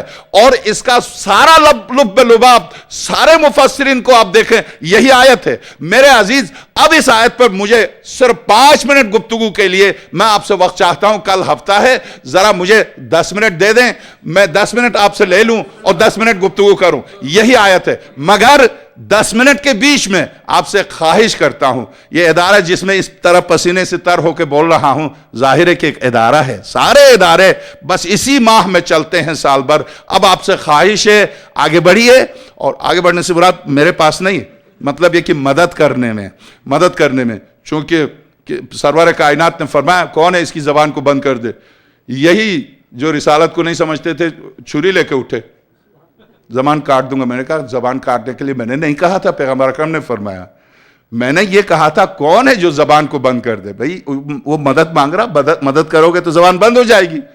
تو یہاں مدد کی درخواست ہے، آگے بڑھنے سے مراد مدد کی درخواست ہے. اس ادارے کی بھرپور مدد کیجیے گا، اور جو سارے ادارے خدمت کر رہے ہیں، ظاہر ہے کہ یہ ادارہ جو خدمت کر رہا ہے وہ بالکل آپ کے سامنے ہے. رمضان میں بھی مجھ جیسا ایک حقیر طالب علم آتا ہے آپ کے پاس، محرم میں بھی اور سفر میں بھی. ظاہر ہے کہ جس ادارے سے بھی آپ کو جو کچھ بھی ملتا سب آپ کے سامنے آپ خود دیکھ رہے ہیں. اور اس وقت ظاہر ہے آج جس شہید کا تذکرہ ہے، اگر اس شہید کی مناسبت سے آپ پیسے ڈالیں اس آپ کے سامنے آنے والے برتن میں اور یہ کہیں اے آقا علی اصغر، یہ میرا ہدیہ آپ کے لیے، آپ کی حاجتیں پوری ہو جائیں گی، آپ کی مشکلات حل ہو جائیں گی. ہمت کریں. اتنے بڑے مجمع سے اس ادارے کا سود ادا نہ ہو، مجھے حیرت ہے. میں کہیں اور دبئی میں یا شارجہ میں کہیں پڑھتا تو ایک ادارہ خریدتے، باقاعدہ ایک ادارہ خریدتے، جیسا کہ پتہ ہے. مگر آپ حضرات سے خواہش کرتا ہوں ہمت کریں. سرور کائنات نے فرمایا فقیر صدقہ دے اگر وہ یہ چاہتا ہے کہ فقر دور ہو جائے. جس کی جیب میں نہیں ہے وہ بھی قرض لے کے بھی دے دے. اس قرض کے ذریعے خدا اس کا قرض ادا کرا دے گا، کہ خدا نے وعدہ کیا من ذا الذی یقرض اللہ قرضا حسنا. کون ہے جو خدا کو قرض دے؟ جو کچھ آپ دے رہے ہیں خدا کو دے رہے ہیں، خدا کو قرض. اس لیے کہ دین خدا کی ترویج ہو رہی ہے، ائمہ کی ترویج ہو رہی ہے، اہل البیت کی ترویج ہو رہی ہے. آپ سے خواہش ہے اس میں آگے بڑھ کے پوری بھرپور انداز میں مدد کریں.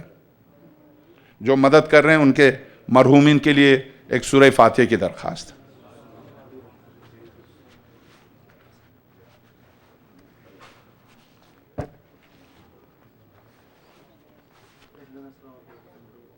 جی میرے پاس ہے.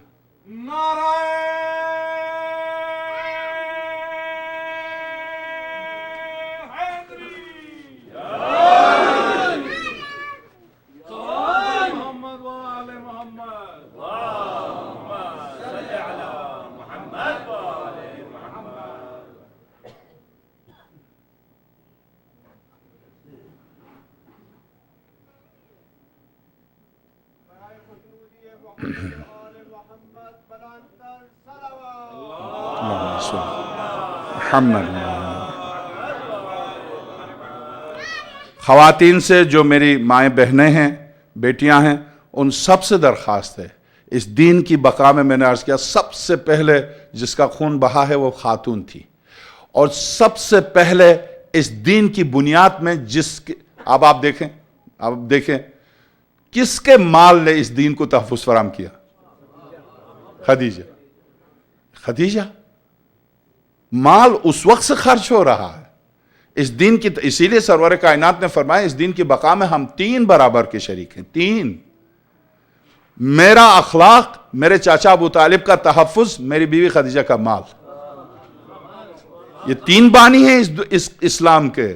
انہوں نے بنیاد رکھی ہے. اس درخت کی آبیاری انہی ہستیوں نے کی ہے.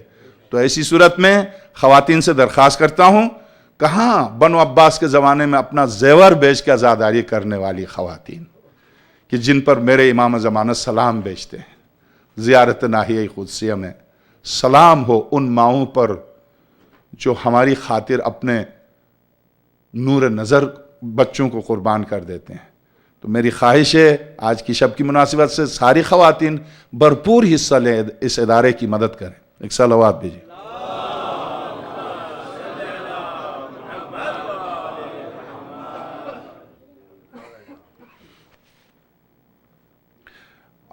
منتظمین کی اجازت سے یہاں کے بعد مجھے 3 دن ایک مجلس پڑھنی ہے پیکرنگ میں. یہاں کی مجلس کے بعد، اور چونکہ وہاں کا موضوع میرا بالکل مختلف ہے، نفس کے اوپر ہے وہاں میرا موضوع. وہاں پر 3 مجلسیں ہیں یہاں کی مجلس کے بعد، آج سے لے کے 3 دن تک. تو اس بانی مجلس نے مجھ سے بار بار درخواست کی ہے، اور ایک بزرگوار میرے سامنے بھی بیٹھے ہوئے ہیں، بلکہ 2 نورانی چہرے مومن بیٹھے ہوئے ہیں.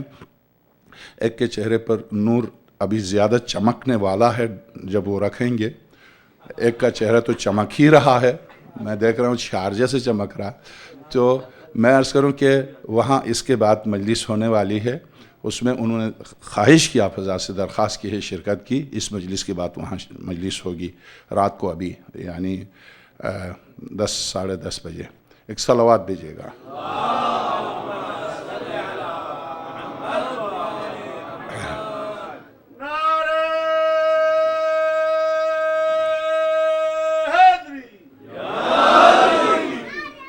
اب اہدنا الصراط المستقیم، اہدنا الصراط المستقیم. میں نے عرض کیا کہ کیوں، فلسفہ کیا ہے؟ سورہ یاسین کو جب آپ سورہ یاسین کی فضیلت پڑھیں گے تو ایسا لگے گا سارا شرف، ساری فضیلت، ساری عظمت اسی پر ختم. سورہ یاسین کا دوسرا نام ہے قلب قرآن. قرآن کا دل قرآن کا. اور اسی طرح سے آپ مثلا سورہ رحمان کو کہتے ہیں دلہن. اسی طرح سے آپ بہت سی ایسی صورتیں ہیں رزق کے لیے. آپ دیکھیں سورہ واقعہ کی تلاوت کیجئے 2 دفعہ 3 دفعہ 2 ہفتے 3 ہفتے، تو آپ کی پریشانی، ہر سورہ کی ایک فضیلت. ایک سورہ واقعہ انا انزلنا، اکثر و بیشتر مولائے کائنات ہر پہلی رکعت میں سورہ ہم کے بعد سورہ انا انزلنا کی تلاوت کرتے ہیں.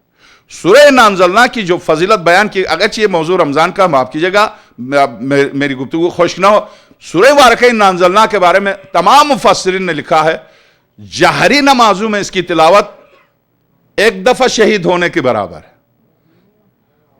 یعنی آہستہ سے پڑھی جانے والی نمازوں میں اس سورہ انا انزلنا کی تلاوت 10 دفعہ راہ خدا میں شہید ہونے کے برابر ہے. اتنی عظمت، اس قدر مقام اس سورہ مبارکہ، اس کو آپ رمضان پر رہنے دیں.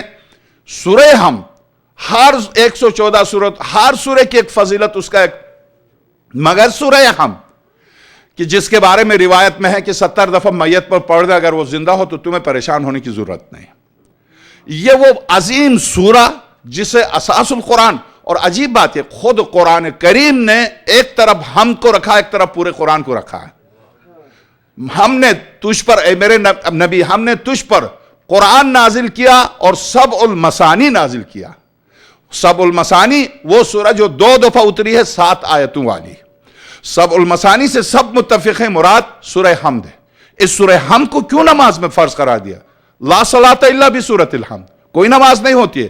نماز میت چونکہ وہ دعا ہے، اور اصطلاح میں دعا کو بھی صلاۃ کہتے ہیں، وہ دعا ہے. اس سے ہٹ کر کوئی نماز ایسی نہیں ہے جس میں سورۃ الحمد نہ ہو، اور کوئی بھی سورہ حمد کی جگہ نہیں لے سکتی. یہاں تک کہ قلب قرآن سورہ یاسین آپ سورہ حمد کی جگہ پر نہیں پڑھ سکتے. سورہ حمد حتماً پڑھنی ہے.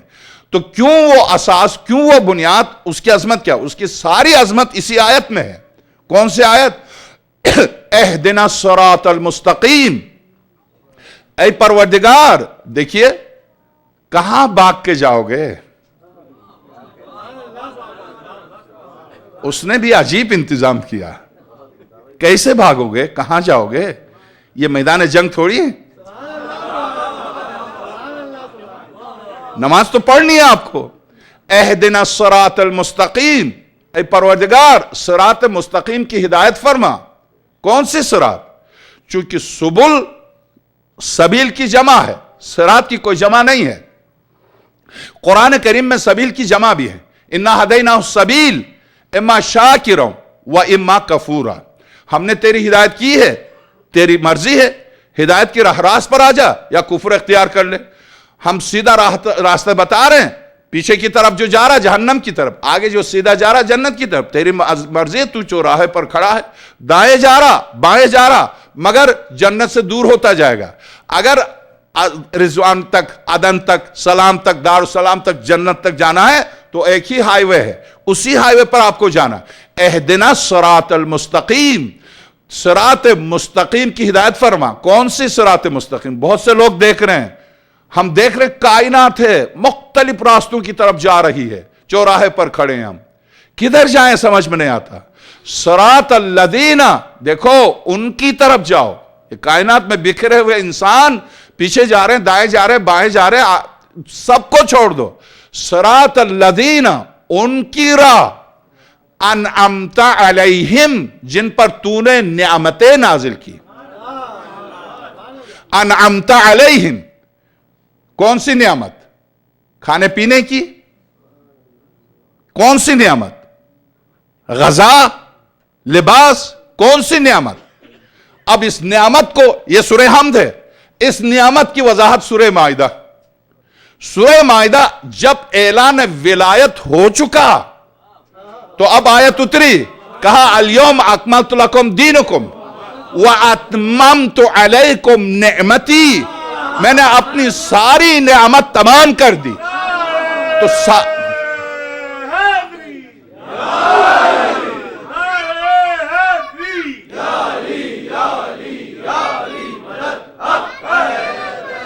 ساری نعمت میں نے تمام کر دی۔ کون سی نعمت تھی وہ؟ ولایت۔ ولایت ایسی نعمت، ایسے انعمت علیہم، جن پر تو نے نعمت نازل کی۔ تو نعمت نازل کرنے کی وضاحت، یہ ابتدائی سورہ نہیں ہے سورہ حمد، یہ چوتھی سورہ ہے نزول کے اعتبار سے، مکی بھی ہے، مدنی بھی ہے، اہمیت کے اعتبار سے اور عظمت کے اعتبار سے۔ اور آخری سورہ کون سی ہے؟ سورہ مائدہ۔ آخری سورہ جو ہے سورہ مائدہ، اور سورہ مبارکہ مائدہ میں، چونکہ سورہ مبارکہ مائدہ میں اکثر سابقہ سورتوں کے فلسفے پر، فرائض کے فلسفے پر گفتگو ہوئی ہے، تو چونکہ فلسفے پر گفتگو ہے، یہاں اس نعمت کے بارے میں، اے مسلمان، جس سورہ کو ہم نے ہر نماز کی بنیاد و اساس قرار دیا، جس سورہ کو ہم نے اپنی بارگاہ میں گفتگو، مجھ سے گفتگو کے لیے صرف اسی سورہ کو ضروری قرار دیا، اے مسلمان، اس سورہ کی تلاوت کے بغیر ہم تیری نماز کو قبول نہیں کریں گے۔ تو اس سورہ میں ہم جو مانگتے ہیں خدا سے، پہلے تعریف کرتے ہیں، آخر میں نفرت کا اظہار کرتے ہیں ان سے جو اس راستے سے ہٹ گئے ہیں، ان سے نفرت کا اظہار کرتے ہیں۔ انعمت علیہم، ان کی راہ جن پر تو نے نعمتیں نازل کی، غیر المغضوب، نہ ان کی راہ جن پر تیرا غضب ہے، ولا الضالین، نہ ان کی راہ جو گمراہ ہیں۔ تو دو راہوں سے روکا، کہا ایک راہ کی طرف آ جاؤ، ایک راستے پر آ جاؤ۔ وہ کون سا؟ جن پر ہم نے نعمتیں نازل کی۔ اور اب سورہ مائدہ نے کہا کہ نعمتیں نازل نہیں کی بلکہ نعمتوں کو تمام کیا، نعمتوں کو ختم کر دیا۔ تو نعمتوں کو ختم کب کیا اور کیسے کیا؟ جب اعلان فرما لیا سرور کائنات نے کہ جس کا میں مولا ہوں، جس کا خدا مولا اور میں مولا ہوں، اس کے یہ علی مولا ہے۔ جب یہ اعلان ولایت ہو چکا تو آخری آیت جب جب سورہ واقعہ مائدہ کی نازل ہوئی کیا ارشاد ہوا؟ الیوم اکملت لکم دینکم، آج دین بھی اکمل ہو گیا اور دین بھی کمپلیٹ ہو گیا، واتممت علیکم نعمتی، آج میں نے ساری اپنی نعمت تمام کر دی۔ خدا کی قسم، اب آپ غور کیجئے گا میرے اس جملے پر، یہ تو آپ سنتے رہتے ہیں اس جملے پر، وَإِن تَعُدُّوا نِعْمَةَ اللَّهِ لَا تُحْصُوهَا، قرآن کریم، اے انسانوں اگر نعمت الہی کو شمار کرنا چاہو تو تم نہیں گن سکتے، تو نہ گنی ساری انسانیت اور فرشتے مل کے بھی جس نعمت کو نہیں گن سکتے، خدا کہہ رہا اس نعمت کو ہم نے تمام کر دیا۔ تو عجب ہے کہ تمام نعمت اور اکمال دین کا انحصار ولایت کے اوپر ہے، اور جب تمام نعمت اور نعمت ہی ولایت ہے تو میرے عزیز دامن ولایت کو اگر آپ چھوڑ رہے ہیں اور آپ کہتے ہیں اہدنا الصراط المستقیم صراط الذین انعمت علیہم، ادھر منہ سے تو آپ یہ کہیں کہ ان کی راہ دکھا دے جن پر نعمت تو نے تمام کر دی، اور آپ چلے جا رہے ہیں ان پر جن پر خدا کا غضب ہے۔ اور خدا کا غضب کس پر؟ آئیے سرور کائنات سے پوچھتے ہیں، جس نے فاطمہ تو بضعۃ منی، فاطمہ میرے جسم کا ٹکڑا ہے، جس نے فاطمہ کو غضبناک کیا اس نے مجھے غضبناک کیا، جس نے مجھے غضبناک کیا اس نے خدا کو غضبناک کیا، اور جس نے خدا کو غضبناک کیا اس پر خدا کی غضب ہے۔ تو کیا فاطمہ در و دیوار کے بیچ میں گر رہی تھی تو کیا خوش تھی؟ کیا شہزادی کونین نے جو گفتگو بند کی تو کیا خوش تھی اس لیے بند کی؟ تو فاطمہ کا غضب، رسول کا غضب، رسول کا غضب، خدا کا غضب، اور جس پر خدا کا غضب ہے راستہ تو اس کا چلیں اور دعا یہ مانگے کہ ہمیں ان کی راہ دکھا دے۔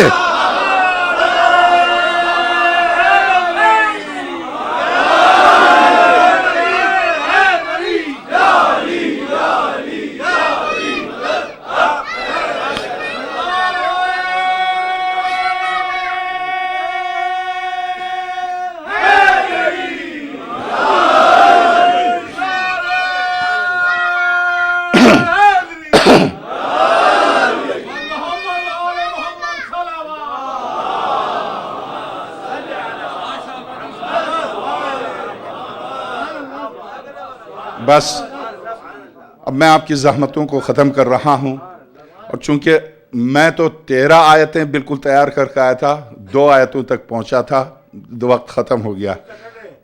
جی کل سیٹ ہے، ہاں میں سمجھا پتہ نہیں آپ مجھ سے کہہ رہے کہ بس بہرحال۔ تو اب واقعاً شہزادی کونین میرے آقا امام زمانہ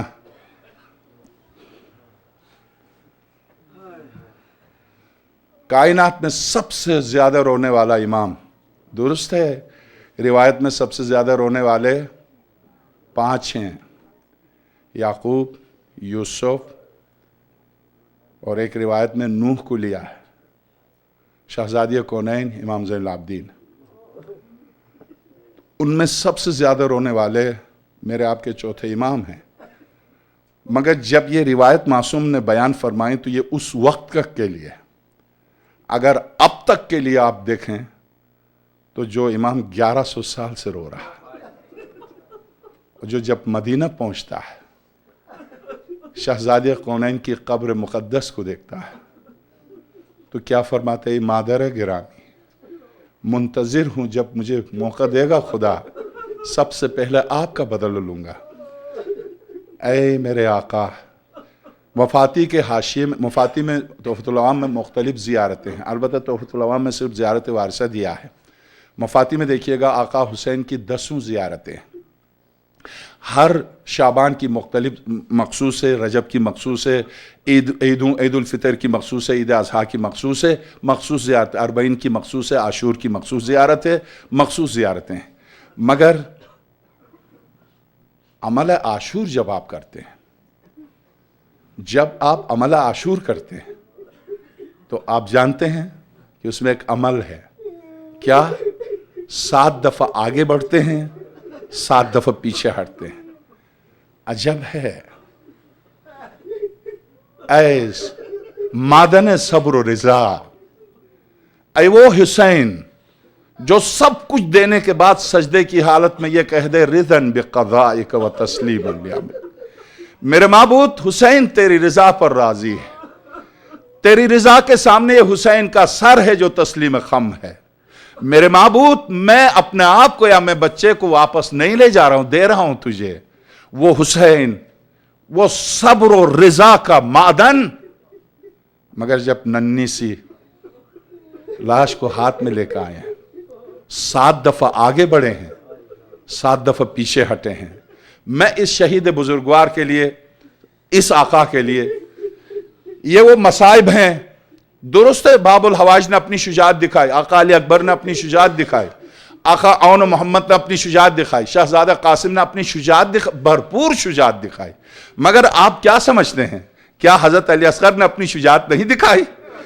یہ بھی تو علی کا پوتا ہے، یہ بھی تو جعفر طیار کا پوتا ہے، نواسا ہے، انہوں نے بھی اپنی شجاعت دکھائی۔ کیسے؟ ہاتھ تو نہیں چلا سکتے تھے، تلوار تو نہیں اٹھا سکتے تھے، اٹھ کے نہیں چل سکتے تھے، اپنی سوکھی زبان سے۔ اے ارباب اعضاء، آج چونکہ اس شہید کی شہادت پر گفتگو ہے جس نے دوست دشمن کو تڑپا تڑپا کے رلایا، سب سے پہلے جس نے تیر چلایا تھا وہ رویا تھا، اس کے بعد ابن سعد رویا، پوری فوج کوفہ و شام رونے لگی جس وقت حضرت سید الشہداء نے۔ اب میں مصائب شروع کرتا ہوں۔ آقا حسین نے جس وقت صدا بلند کی، حل من ناصر، ہے کوئی جو اس حسین کی مدد کرے، حل من مغیث، ہے کوئی مددگار؟ تو صاحب ریاض القدس نے بھی، شیخ عباس قمی نے بھی ابو مخنف سے، جو بزرگوار جسے آقا حسین نے، جس صحابی نے آقا کے قدموں پر سر رکھ کے تڑپ کے رویا تھا کہ آقا حبیب گئے، مسلم گئے، ابو طوائف سیداوی گئے، جن کے ساتھ اٹھنا بیٹھنا تھا آقا سب گئے۔ آقا آپ نے اس ہور تک اجازت دی جو راستے میں آپ کی مخالفت کر رہا تھا۔ میں آپ کا نوکر، آپ مجھے اجازت نہیں دے رہے آقا، میں میدان محشر میں شہزادی کے سامنے کیا منہ دکھاؤں گا آقا؟ یہ رو کے حضرت کے قدموں پر چہرے کو رکھ کے مٹی کے اوپر رو رہا ہے، حضرت کے قدموں سے لپٹ کے رو رہا ہے۔ جب یہ لپٹ کے رو رہا تھا تو اس وقت حضرت نے فرمایا، ابو مخنف تمہیں شہادت کی بلندی اور درجہ چاہیے؟ تم شہادت کا درجہ چاہتے ہو؟ کیا جوانان جنت کا سردار میں نہیں ہوں؟ تمہیں جنت چاہیے، جہاں حبیب جنت جائے گا بغیر حساب کے تم حبیب سے پہلے جاؤ گے، بس مولا، مگر میں زندہ چلا جاؤں اور آپ شہید ہو، میں زندہ چلا جاؤں؟ ہاں میرا حکم ہے، تم زندہ چلے جاؤ۔ آقا کیسے ممکن ہے کہ آپ کو میدان میں چھوڑ کے میں زندہ واپس چلا جاؤں؟ تو اب جیسے ہی یہاں پر ابو مخنف پہنچے تو حضرت نے فرمایا، ابو مخنف دیکھو، تم لکھتے جاؤ، میرے جد کا اس ارشاد کو ذہن میں رکھو، مداد العلماء افضل من دماء الشہداء، شہداء کے خون سے علماء کی روشنائی افضل ہے۔ کیوں؟ اس لیے کہ اگر یہ روشنائی شہداء کے خون کو تحفظ فراہم نہ کرے تو شہید تو ہو گیا، درجہ تو پایا، مگر شہید کا جو خون ہوتا ہے وہ چراغ ہوتا ہے آئندہ نسل کے لیے، تو اس چراغ کا تحفظ قلم کرتا ہے۔ اگر قلم اس چراغ کا تحفظ نہ کرے تو آئندہ نسل تک کیسے پہنچے گا؟ درست ہے کہ شہید کو جو ذاتی طور پر درجہ ملنا تھا مل گیا، مگر شہید کا مقصد یہ نہیں ہوتا کہ وہ صرف ذاتی درجہ لے، مگر وہ خون دیتا ہے تو کسی قوم کی ہدایت کے لیے خون دیتا ہے، وہ چراغ راہ بنتا ہے۔ تو اے چراغ راہ اس وقت تک نہیں بن سکتا جب تک اس کا خون محفوظ نہ ہو، اور حفظ خون کے لیے قلم ہے۔ تو اب جب حضرت نے فرمایا، مطمئن ہو گیا، یہی وہ شخص ہے جس نے سامنے بیٹھ کر واقعات کربلا کو لکھا۔ اب جب اس معصوم کی گفتگو کروں گا تو اب ابو مخنف کے حوالے سے گفتگو کروں گا۔ میرے سامنے ہے نجف میں، نجف کا واقعہ اب میرے سامنے آتا ہے۔ حضرت آیت اللہ حکیم کے صاحبزادے، شہید بزرگوار حضرت آیت اللہ باقر حکیم یہ مصائب پڑھتے تھے۔ ایک ایک لفظ انہی کے مصائب پڑھتا ہوں۔ مقتل کو ہاتھ میں لے کر، رات کا وقت ہوتا تھا، عاشور کو مقتل ابو مخنف کو ہاتھ میں لے کے، اور جب حضرت علی اصغر پر آتے تھے تو خدا کی قسم نجف کی گلیاں خواتین گر جاتی تھی، خواتین گر جاتی تھی، خاص طور سے وہ مائیں جن کی گود میں معصوم بچے ہیں، وہ بچوں کو دیکھ کر تڑپ جاتے تھے۔ اب میں وہ مصائب اب یہاں پر آ کر مقتل ابو مقنب سے وہی مصائب آپ کی خدمت میں پیش کروں گا۔ اب میرے عزیزو بس آپ غور کیجئے گا، آقا نے درست ہے جب آقا ابو الفضل عباس پر گئے تھے تو کمر پر ہاتھ رکھ کے فرمایا تھا عباس تیری شہادت نے حسین کی کمر توڑ دی۔ جب علی اکبر کی شہادت پر گئے تھے تو حضرت نے فرمایا علی اکبر تیری شہادت نے بینائی حسین کی چھین لی، مجھے ذوالجناح نظر نہیں آتا۔ تو اس وقت شہزادی زینب نے آگے بڑھ کے حسین کو سوار کرایا تھا، مگر میرے عزیز جب اس شہید کو لے کے چلے ہیں تو آقا نے قیامت تک آنے والی نسل انسانی کو خطاب کیا اور خاص طور سے شیعوں کو خطاب کیا۔ فرمایا شیعتی مہما شربتم ماز بماء فاذکرونی، اے شیعو جب بھی ٹھنڈا پانی پی لو تو میرے معصوم بچوں کی پیاس کو یاد کرنا۔ کیف لیتکم فی یوم عاشوراء تنظرونی، اے کاش تم عاشور کے دن ہوتے مجھے دیکھ لیتے۔ کیف استسقی لطفلی فابوا ان یسقونی، کاش اگر تم دیکھ لیتے وہ حسین جو کائنات کو سب کچھ تقسیم کرے، وہ حسین دشمنوں سے ایک قطرہ پانی مانگے، کاش تم دیکھ لیتے کہ میں کس طرح سے میرے معصوم بچے کو گود میں لے کے پانی مانگ رہا تھا۔ جس وقت آقا نے استغاثہ کیا تو جعفر جنی آیا جنات کو لے کر، جس وقت حضرت نے استغاثہ کیا جبریل امین آیا ملائکہ کو لے کر، جس وقت آقا نے استغاثہ کیا آدم سے خاتم الانبیاء تک سارے انبیاء آ گئے، سارے انبیاء آ گئے۔ آواز آئی حسین، پلٹ کے دیکھا نانا سے لے کر آدم تک سارے انبیاء کھڑے ہیں، حسین کا امتحان دیکھ رہے ہیں۔ سب نے کہا ہم تیری مدد کے لیے آئے ہیں۔ نہیں، میں اتمام حجت کر رہا ہوں، اس وقت میں اتمام حجت کر رہا ہوں۔ اب جب جیسے ہی یہ صدا استغاثہ بلند ہوئی تو اندر خیمے سے خواتین عصمت و طہارت کے رونے کی صدائیں بلند ہوئی، اور جب خواتین کی رونے کی صدائیں بلند ہوئی تو آقا میدان سے پلٹ کے خیمے میں آئے کہ ہوا کیا۔ جیسے ہی خیمے کے دروازے پر آئے تو شہزادی زینب آگے بڑھی، حسین جب آپ نے صدا استغاثہ بلند کیا تھا تو بچے نے اپنے آپ کو گہوارے سے گرا دیا ہے، حسین بچے نے گہوارے سے گرا دیا ہے۔ اور جیسے ہی کہا تو اب آقا حسین نے معصوم کو ماں سے مانگا، حضرت رباب سے مانگا کہ 3 دن کا پیاسا دودھ نہیں ملا ہے، دے دو میں گود میں لے کے جاؤں گا۔ اب ابا میں چھپا کے لے کے آقا نکلے مقتل کی طرف۔ اب جب مقتل کی طرف چلے تو اس وقت دشمن یہ سمجھا کہ اب حسین قرآن لے کے آ رہے ہیں، اور جب میدان میں چلے ہیں ابا ہٹا کر معصوم کو جب آگے کیا ہے اور فرمایا اے اہل کوفہ اگر تم سمجھتے ہو میں نے کوئی غلطی کی ہے تو کیا یہ معصوم اس کی کوئی غلطی ہو سکتی ہے؟ کیا تمہارے درمیان کوئی انسان نہیں جو اس معصوم کو 3 دن کا پیاسا ہے؟ میرا معصوم اب انقریب جان دم توڑنے والا ہے، کیا کوئی نہیں جو 2 قطرے پانی کے دے دے؟